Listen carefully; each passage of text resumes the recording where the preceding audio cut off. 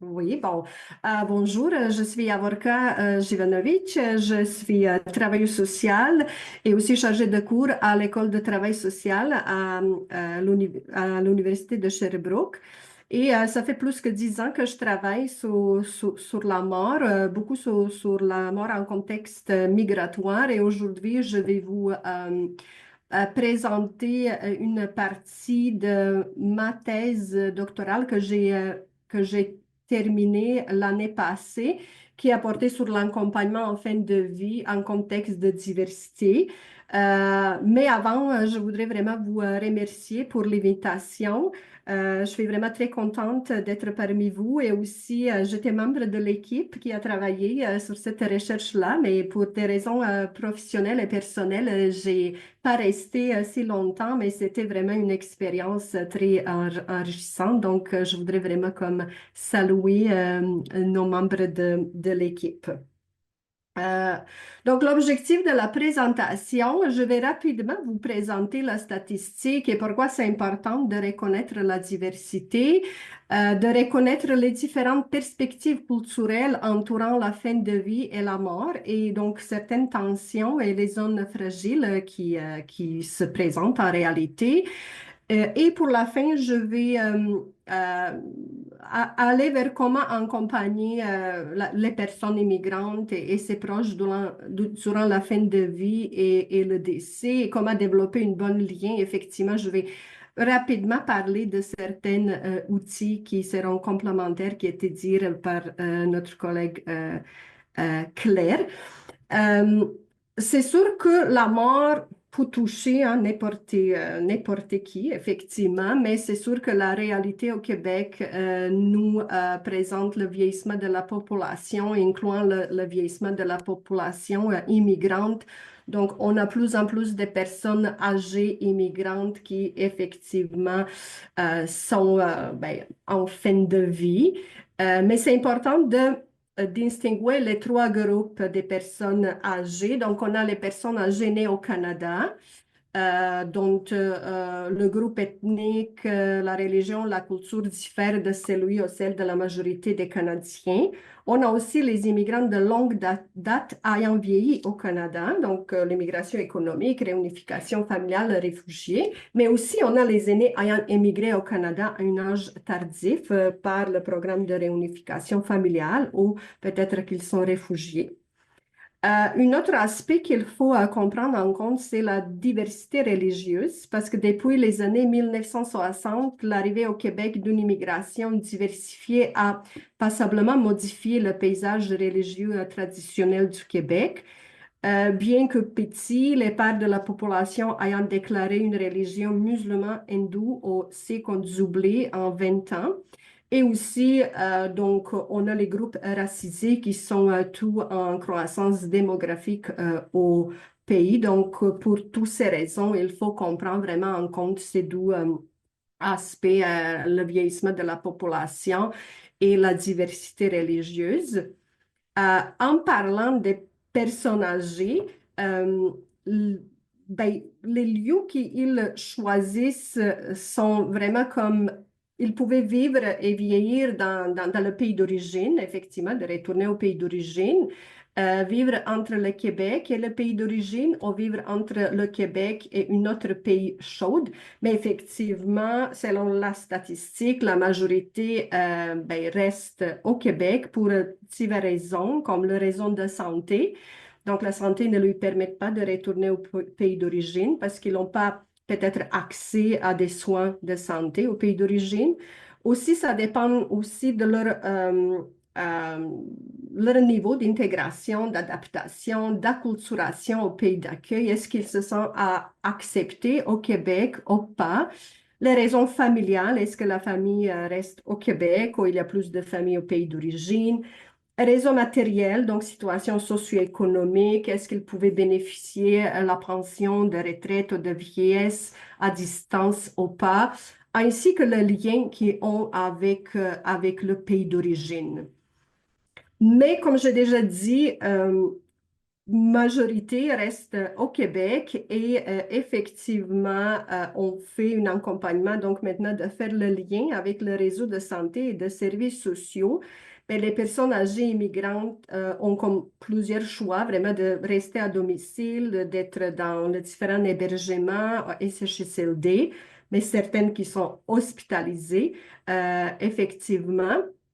Et c'est sûr que cette démographie importante de vieillissement de la population immigrante nécessite de repenser les services et les enjeux communicationnels de la rencontre clinique. Pourquoi? Parce qu'on a identifié plusieurs tensions et aussi les zones fragiles qui, en général, viennent de différences culturelles. Euh, Ici, j'ai mis la définition de la culture. On n'a pas beaucoup de temps, donc on ne va pas entrer en détail, mais en général, on sait que chacun d'entre nous appartient à une culture. Donc, ce sont nos croyances et attitudes, ce sont des compréhensions partagées, les schémas de comportement. Donc, c'est quelque chose qui nous réunit, mais aussi c'est quelque chose qui nous permet de se distinguer des autres personnes. Mais quand il s'agit de la fin de vie, et les dimensions culturelles qui provoquent plus de tensions sont en fait celui qui sont pas visibles. Donc, quand on présente et quand on parle de dimensions culturelles, comme vous pouvez voir ici, on a comme l'analogie de iceberg. Donc, la partie qui est visible, c'est quelque chose qui nous, en général, dérange pas.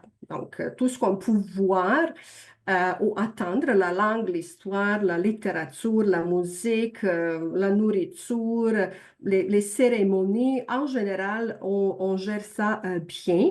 Mais ce qui provoque plus de tension, c'est la part de la culture qui est invisible. Donc, la vision que les gens ont, donc la vision du monde, les valeurs, les croyances, les superstitions, les normes. Donc, ça, on entre plus en difficulté. Et quelles sont en fait les tensions potentielles et les zones fragiles? Je vais vous comme présenter maintenant, mais je voudrais quand même euh, préciser que euh, on ne peut pas généraliser, donc on ne devrait jamais dire que toutes ces tensions et les zones fragiles sont pour tous les immigrants. Non, ce n'est pas vrai. C'est effectivement pour certaines communautés culturelles, donc certaines tensions pour certaines communautés culturelles ou pour certaines personnes. Donc, on va commencer par la vision et les superstitions entourant la maladie. Donc, on commence vraiment par maladie. Par exemple, au Afghanistan, la maladie est quelque chose qui ne fonctionne pas bien dans le corps, donc quelque chose de biologique. En même temps, ils croyaient que Dieu est créateur de tout, dont les maladies. Cependant, aussi un exemple, au Burundi, au Sénégal, il y a plusieurs représentations sociales de la maladie. Donc, il y a maladie comme punition. Donc, moi, j'ai fait des mauvaises actions dans ma vie et maintenant, c'est quand je suis punie pour ça.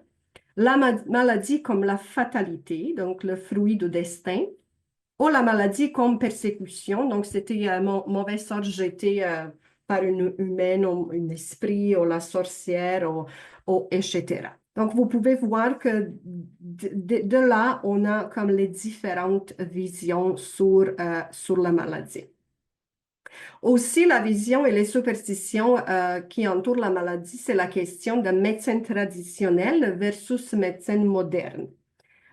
Un exemple, c'est au Vietnam, les gens vont en première consulter les pharmaciens qui leur donnent accès aux médicaments.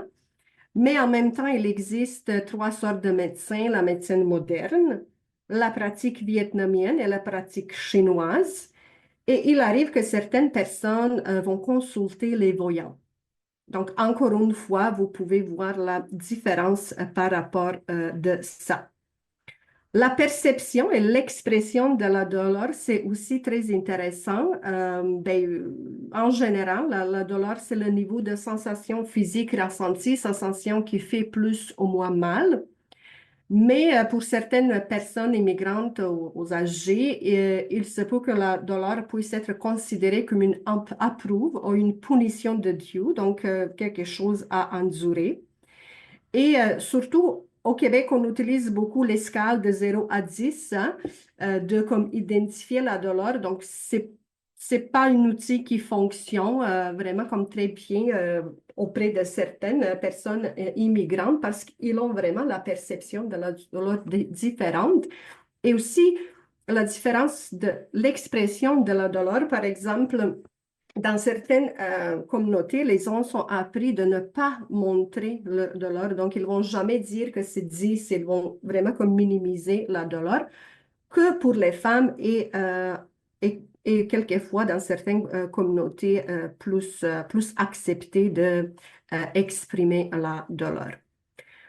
Aussi, il y a une différence et quelquefois les tensions en lien avec l'acceptation, le rejet de certains traitements.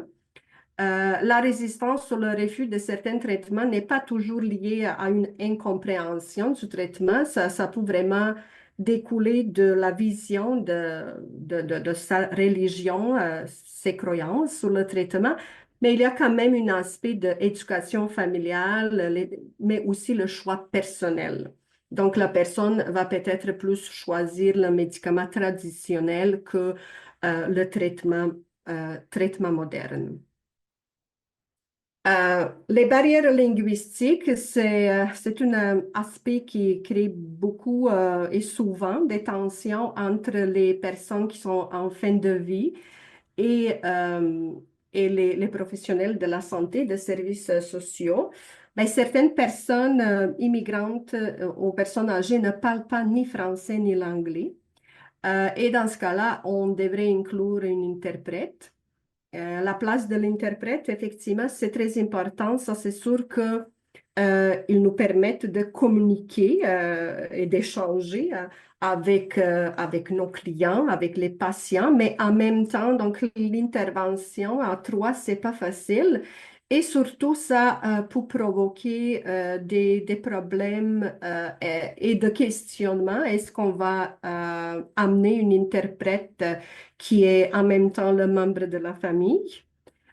Qui peut peut-être trier les informations et ou est-ce qu'on invite une personne interprète qui est membre de la même communauté. Mais là, ça provoque d'autres ben, difficultés. Dans certaines cultures, on a peur que ben, l'interprète quand même va parler de ce qu'on vit. Donc, ça c'est un autre aspect très important à prendre en compte et quand même très complexe qu'on ne trouve pas vraiment comme ben, la bonne façon à faire ou pas toujours, effectivement. En ce qui concerne vraiment plus la fin de vie et la mort, donc de s'approcher vraiment plus à notre sujet principal, par rapport des personnes immigrantes, ben, comme le choix, qu'est-ce qu'ils ont comme le choix? C'est effectivement d'être enterrés ou incinérés au Québec, d'être répatriés ou disperser ses cendres au pays d'origine, ou encore de se partager entre les deux. Et la quatrième, euh, ben, solution, c'était de rester, comme on dit, en stand-by au cas où la famille déménage. Donc, ils vont quand même garder les cendres ici, mais si la famille déménage, la famille va prendre les cendres et amener avec eux. Mais c'est sûr que ben, avant de bon, mourir et de faire ce choix-là, la majorité des personnes, des immigrants sont accompagnées en soins palliatifs. Plus en plus de personnes immigrantes reçoivent des services de soins palliatifs. Et dans les soins palliatifs, on a effectivement identifié beaucoup de tensions et des difficultés vécues de deux côtés ou de trois côtés, de professionnels, des personnes en fin de vie, ainsi des familles. Pourquoi? Parce qu'aujourd'hui, mourir dans le contexte des services de santé et en soins palliatifs québécois, ça veut dire mourir dans un contexte plus ou moins dominé par une culture très spécifique qui adopte une approche clinique mettant l'accent sur la mort préparée, consciente et sur un traitement unilatéral, individualisé, standardisé et normalisé, ce qui n'est pas compatible avec les valeurs qui sous-tendent une société multiculturelle. Qu'est-ce que ça veut dire? Ça veut dire que les pratiques de soins palliatifs prennent très peu en compte le contexte migratoire et sont insuffisamment culturellement sensibles, ce qui conduit effectivement aux négociations difficiles, provoque des tensions ainsi que des conflits entre les trois groupes que j'ai déjà dit. Donc, les dimensions culturelles que j'ai nommées tantôt sont pas toujours prises en compte, ainsi que les dimensions migratoires.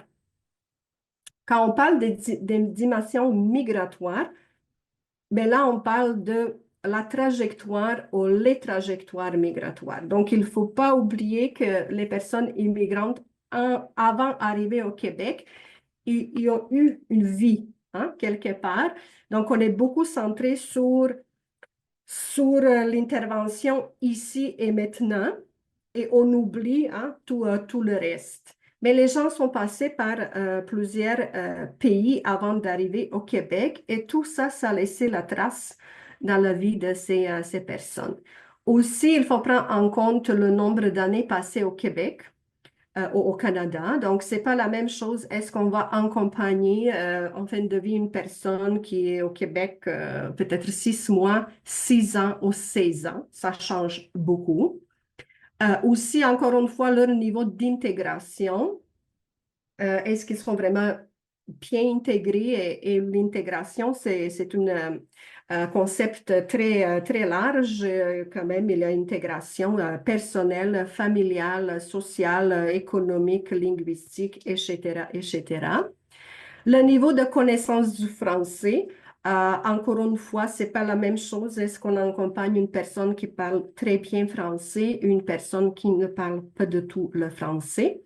Et la question qui était comme mentionnée précédente, donc est-ce qu'on accompagne une personne qui vient de la première génération ou la 12e génération? Effectivement, ça change beaucoup, beaucoup, hein. Les difficultés et les tensions qu'on a identifiées sont, ben, on pouvait dire majoritairement auprès de la première génération. Sauf que, donc vraiment, ça ne dit pas qu'il n'y a pas de tension même avec la 12e génération, mais la 12e génération quand même est née au Québec. Ils connaissent le système, services de santé, services sociaux, ils parlent la langue. Donc ça, c'est sûr que ça, c'est une autre façon à l'accompagner. Mais il faut aussi quand même prendre en compte les autres dimensions comme classe sociale, genre, l'âge, niveau d'éducation et connaissance du système de santé et de services sociaux. Mais si on continue avec les tensions potentielles et les zones fragiles auprès vraiment d'accompagnement des personnes en fin de vie, vraiment, ben, il faut qu'on parle de notre façon d'annoncer le diagnostic ou le pronostic. En première, je voudrais dire que ben, selon les différentes religions, on a les différentes visions de la mort, hein. C'est sûr que pour certaines, c'est vraiment fin, total, mais pour les autres, comme on continue à vivre avec. Donc, ça dépend vraiment de nos visions. Mais aussi, il faut prendre en compte que dans certaines cultures, on ne parle pas de la mort. Notre propre mort ne nous considère pas. C'est la famille qui s'occupe. Donc, on ne parle pas de la mort pour éviter d'attirer la mort. On ne se prépare pas. Donc, pas de testament, pas d'arrangement préalable. Donc, c'est extrêmement éloigné de certaines personnes, de certaines communautés culturelles. Et vous pouvez imaginez qu'en lien avec ça, dans certaines communautés culturelles, on ne dit jamais à la personne qu'elle est malade, qu'elle va mourir, hein. Surtout pas de préciser, mais il vous reste 3 mois ou 6 mois ou je ne sais pas combien. Donc, ça se fait pas. Donc, qu'au Québec, c'est obligatoire à faire. Donc, vous pouvez imaginer que ça crée beaucoup de tension et de conflit, surtout quand la personne malade ou la personne en fin de vie ne parle pas la langue. Une autre tension qu'on a identifiée, c'est autour de la bonne mort. Au Québec, on insiste beaucoup sur la meilleure qualité de fin de vie. Mais à quoi on pense quand on dit la meilleure qualité de fin de vie? Mais c'est vraiment un concept occidentalo-centré avec deux approches qui sont toujours présentes. La première approche, c'est vraiment d'assurer que la personne ne souffre pas. Et la deuxième approche consiste à mourir dignement et insiste sur la préparation de la personne à sa fin de vie. Donc vraiment, on dit à la personne qu'elle va mourir, on dit qu'il lui reste un certain temps, la personne se prépare, il faut que la personne accepte qu'elle va mourir, que parle ouvertement avec sa famille, que règle tout ce qu'il faut à régler au niveau administratif, etc., etc. Donc, vous pouvez voir que selon ce que je viens de vous dire, c'est comme totalement différent et tellement éloigné de certaines personnes, de certaines communautés culturelles. Et ça crée beaucoup de tensions et de conflits parce que les professionnels de la santé, des services sociaux, pensent que la famille cache la vérité pour la personne, donc elle brime de ses droits. À l'autre côté, la famille pense que les professionnels sont très cruels et ils essayent de protéger la personne. Donc là, on peut aussi ajouter les difficultés en lien avec la méfiance envers le service ou la méconnaissance de service. Une autre tension, c'est en lien avec la place des membres de la famille. Au Québec, on a la tendance qu'on a déjà attendu, une tendance individualiste, vraiment se centrer sur la personne en fin de vie, c'est sa vie, ce sont ses décisions, mais que finalement, dans certaines communautés culturelles, ils ont allé vraiment avec une vision plus familiale et vraiment, donc la personne en fin de vie va vraiment jamais prendre la décision finale sans consulter la famille.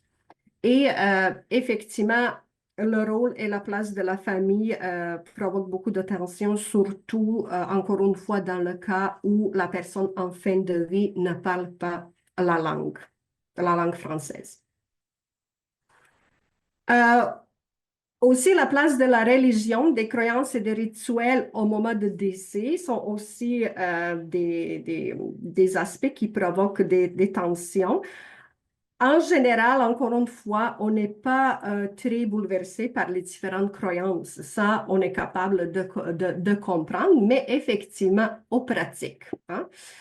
Parce que les croyances sont ancrées, tandis que les pratiques sont expressions concrètes de ces dernières, et c'est ça qui provoque les difficultés et les tensions.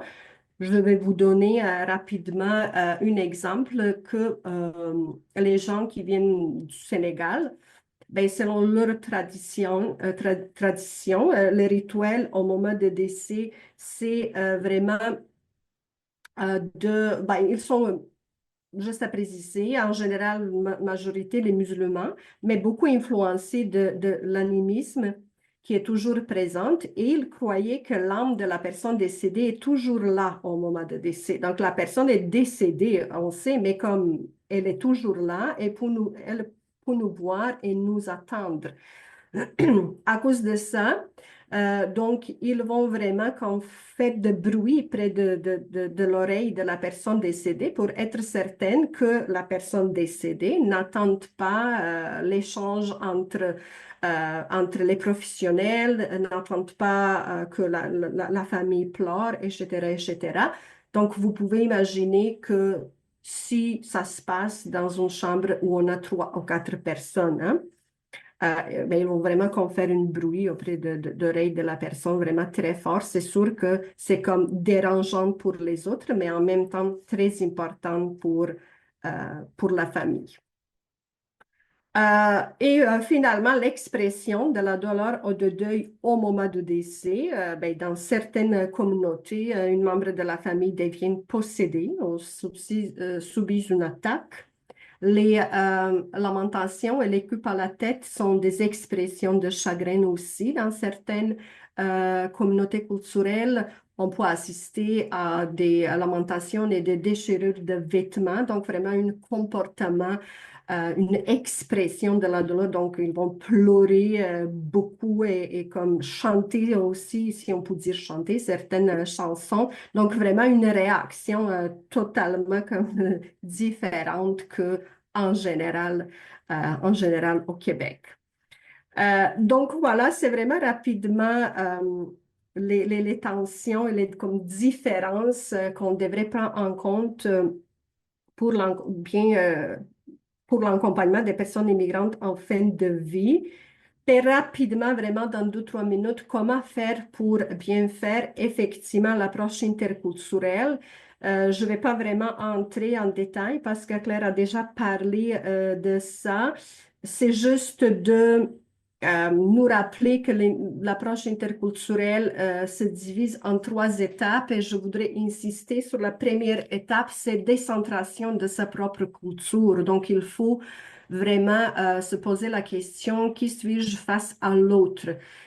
Il faut essayer vraiment de sortir de notre cadre de référence, de vraiment comme essayer de voir les choses différemment, vraiment d'y aller vers la compréhension et la découverte du cadre de référence de l'autre personne. Donc, qui est l'autre personne? Est-ce que je peux vraiment comme sortir de ma vision, peu importe ce que je pense, essayer de bien comprendre l'autre personne qui est devant moi.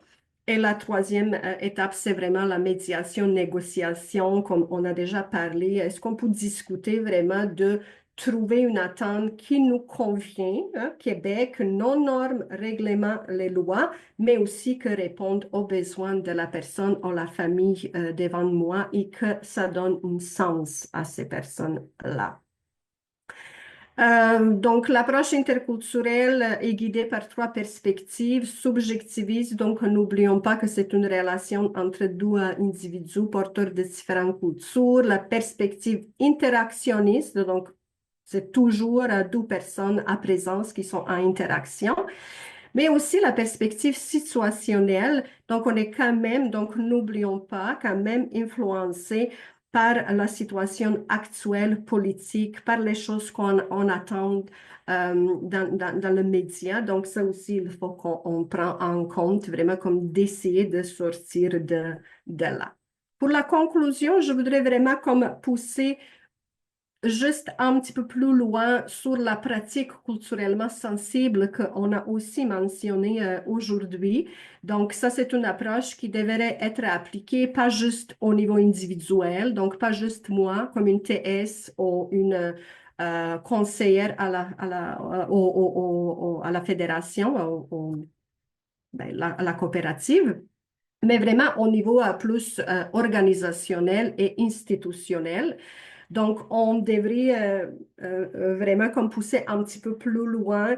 L'approche culturellement sensible, c'est une approche qui a plusieurs éléments. Donc, la conscience de la culture, la sensibilité culturelle, la connaissance culturelle, mais qu'on attend beaucoup à parler de ça. Mais il faut vraiment comme développer les compétences culturelles qui est définie comme une série de comportements, d'attitudes et de politiques congruentes qui concouraient à permettre de travailler efficacement dans les situations interculturelles et surtout de développer plus la sécurité culturelle qui dépasse des concepts de sensibilité, conscience ou connaissance pour analyser des déséquilibres de pouvoir, la discrimination institutionnelle, la colonisation et les relations coloniales appliquées aux soins de santé.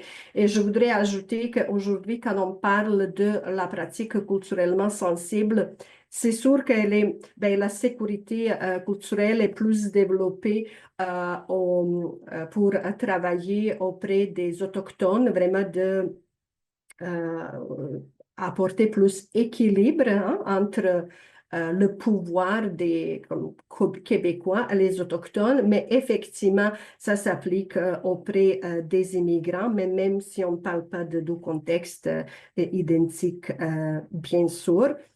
À part de ça, les éléments de la pratique culturellement sensible sont aussi une volonté d'utiliser un langage plus accessible. Donc, si on peut parler avec la personne en fin de vie en anglais, en espagnol ou en n'importe quelle langue, c'est vraiment comme préférable d'être centré sur la famille, d'embaucher plus en plus de gens de différentes communautés culturelles, comme professionnels de la santé, comme les TS, comme les conseillères aux coopératives funéraires, etc., etc.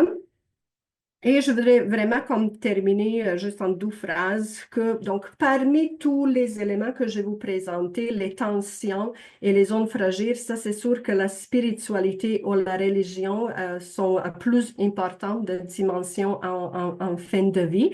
Mais n'oublions pas que les personnes immigrantes, une fois au Québec, ils sont en contact avec une nouvelle culture et que aussi certaines dimensions culturelles, mais ça change, hein, vraiment. Elles sont vraiment, elles se modifient du fait de nouveaux contextes. Et la religion et la pratique religieuse sont importantes pour certaines, mais pas pour tous les immigrants, comme je viens à dire. Mais c'est sûr que la projection de la mort demeure une préoccupation fondamentale pour les immigrants. Bon, je vous remercie pour votre écoute. J'espère que je n'ai pas parlé trop vite parce que je sais qu'on est limité avec le temps, mais bon.